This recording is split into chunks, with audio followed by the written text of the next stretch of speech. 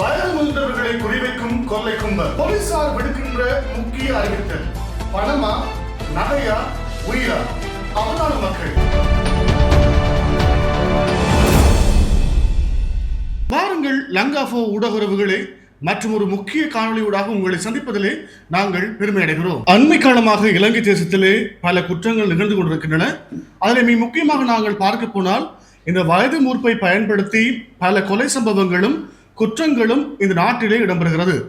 அன்பான லங்காஃபோ ஊடக உறவுகளே, இது முக்கியமான காணொளி. புலம்பெயர்ந்து வாழ்கின்ற எமது உறவுகளும் இது தொடர்பாக தெளிவாக செயல்பட வேண்டியது உங்களுடைய அன்பான வேண்டுகோளாக நாங்கள் லங்காஃபோ ஊடகத்தினூடாக இந்த கருத்தை உங்களிடம் நாங்கள் முன்வைக்கின்றோம். மிக முக்கியமாக நாங்கள் அண்மை கால சம்பவங்கள் இரண்டை குறிப்பிட முடியும். குறிப்பாக யாழ்ப்பாண மாவட்டத்தில் இடம்பெற்ற ஒரு சம்பவம் மக்கள் மத்தியில் மிகப்பெரிய பீதியை ஏற்படுத்தி இருந்தது. உண்மையில் இந்த குற்றங்களுக்கு பின்னால் ஒரு பெரிய ஒரு குழு இயங்கி இருக்கிறது. இந்த குழு தொடர்பான விடயங்களையும் இந்த குற்றம் சார்ந்த விஷயங்களையும் உங்களுக்கு நாங்கள் தெளிவுபடுத்துகின்றோம். சுவிஸ் நாட்டிலிருந்து தனது பொழுதை கிடைப்பதற்காக 67 வயதுடைய ஒரு நபர், அவருடைய பேர் சந்திரசேகரம் என்கிற நபர் சுவிஸ் நாட்டிலிருந்து இலங்கைக்கு வந்திருக்கின்றார். அவர் யாழ்ப்பாணத்திலே சண்டிலிப்பாயிலே அவர் விடுமுறை கழிப்பதற்காக அவருடைய வீட்டிலே தங்கியிருக்கின்றார். இந்த சூழ்நிலையை பயன்படுத்திய ஒரு குற்ற கும்பல் அவரை எப்படியாவது கொலை செய்து விட்டவரிடம், ஏனென்றால் அவர் புலம்பெயர்ந்து வாழ்கிற ஒரு தமிழர், அவரிடம் சில வேளையிலே பணப்புழக்கம் இருக்க முடியும் என்று கருதி அவரை நோட்டமிட்டு திட்டமிட்டு அவரை கொலை செய்து நகைகளையும் பணத்தையும் கொள்ளையடிப்பதற்கான செயற்பாடுகளிலே அந்த குழு திட்டமிட்டு முனைந்திருக்கிறது. இதனுடைய வெளிப்பாடாக அந்த குழு அந்த வீட்டுக்கு சென்றிருக்கிறார்கள். சண்டிலிப்பாய் இருக்கின்ற அந்த வீட்டுக்கு சென்று புகைக்கூட்டினூடாக உள்ளே நுழைந்து அங்கிருக்கின்ற சிசிடிவி கேமராக்களை எல்லாம் சேதப்படுத்தி, என்றால் தாம் செய்கின்ற குற்றம் தெரியவரக்கூடாது என்பதற்காக சிசிடிவி கேமராக்களை உடைத்து பிற்பாடு அங்கிருக்கின்ற ரெக்கார்டர் சிஸ்டம், அதாவது டிவியில பூட்டப்பட்டிருக்கிற ரெக்கார்டிங் சிஸ்டத்தையும் எடுத்து சென்றிருக்கிறார்கள், கையோடு எடுத்து சென்றிருக்கிறார்கள். அது மாத்திரமில்லாமல் அந்த சந்திரசேகரம் என்று அழைக்கப்படுகின்ற அந்த நபரையும் கொலை செய்திருக்கிறார்கள். கொலை செய்த பின்னர் பீரோவில் காணப்பட்ட பணம் மற்றும் நகைகளை கொள்ளையடித்து அந்த கும்பல் தப்பியோடி இருக்கிறது. ஒரு வகையிலே அவர்கள் கொலை செய்தது வெறுமனே தங்கம் மற்றும் பணத்துக்காக, ஆனால் போனது ஒரு உயிர். அந்த உயிரோடு தொடர்புடைய ஒரு குழு அப்பா வருவார் என்ற நம்பிக்கையோடு புலம்பெயர்ந்து வாழ்கின்ற நாட்டிலே வாழ்கிறார்கள், சுவிஸிலே வாழ்கின்றார்கள். அந்த குடும்பத்திற்கு மிகப்பெரிய சோகத்தை அந்த குற்ற கும்பல் ஏற்படுத்தி சென்றிருக்கிறது. இதுதான் மனவேதனைக்குரிய ஒரு விடயம். இரண்டாவது நாங்கள் பார்க்கிற விஷயம் என்றால், உங்களுக்கு தெரியும், ஹேட்டனிலே இடம்பெற்றிருந்தது. ஹேட்டன் டிக்கோயா பகுதியிலே ஒரு வர்த்தக நிலையம், ஒரு சிறிய வர்த்தக நிலையம்.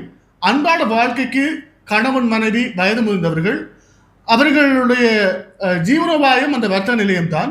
அந்த வர்த்தக நிலையத்தில் கிடைக்கின்ற பணத்தை வைத்து சேமித்து வைத்து தமது வாழ்க்கையை கொண்டு சென்றிருக்கிறார்கள். அந்த 2 வயது முதிர்ந்த காதல் ஜோடிகளாகத்தான் நான் சொல்ல வேண்டும். என்றால் அவர்கள் இருவருமே ஒன்றாக பயணித்திருக்கிறார்கள். பிள்ளைகள் வேறு இடங்கள் இருந்தாலும் கூட அவர்கள் தனித்து அந்த வர்த்தக நிலையத்தை நடத்தி தமது வாழ்க்கையை கொண்டு சென்றிருக்கிறார்கள், இறுதி காலத்தை கழித்திருக்கிறார்கள்.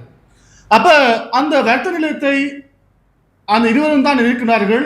அவர்கள் வயது போனவர்கள் என்று அறிந்து ஒருவர் அந்த கணவன் மனைவி, வயது போன அந்த கணவன் மனைவியை கொலை செய்து அங்கிருந்த பணத்தையும் அவரிடமிருந்த நகையையும் களவாடி சென்றிருக்கின்றார்.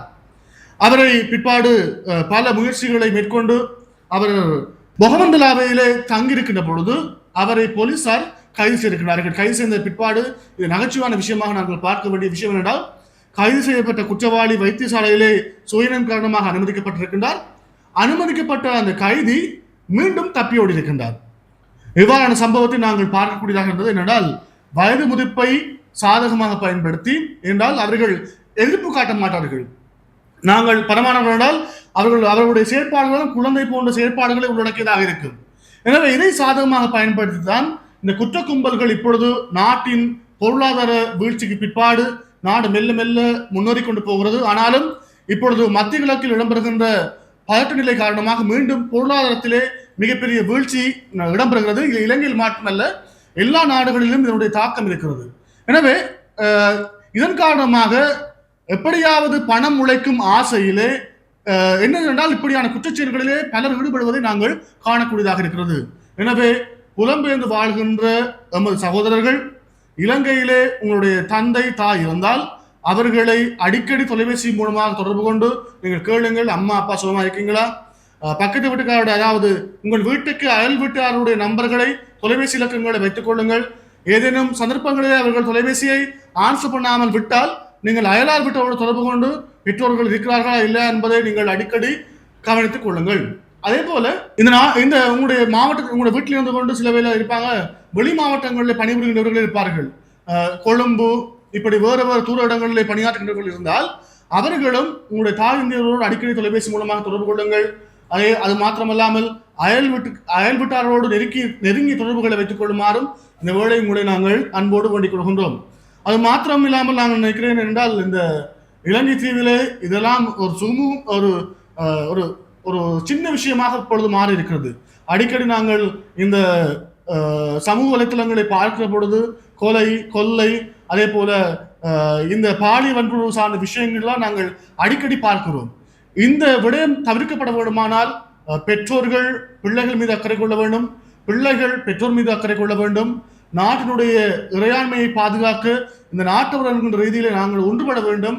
குற்ற செயல்களை தடுப்பதற்காக யார் யார் குற்றங்களை மேற்கொள்கிறார்களோ அவர்களை போலீசார் உரிய முறையிலே கைது செய்ய வேண்டும் என்பதுதான் எங்களுடைய முக்கியமான ஆசையாகவும் நோக்கமாகவும் இருக்கிறது.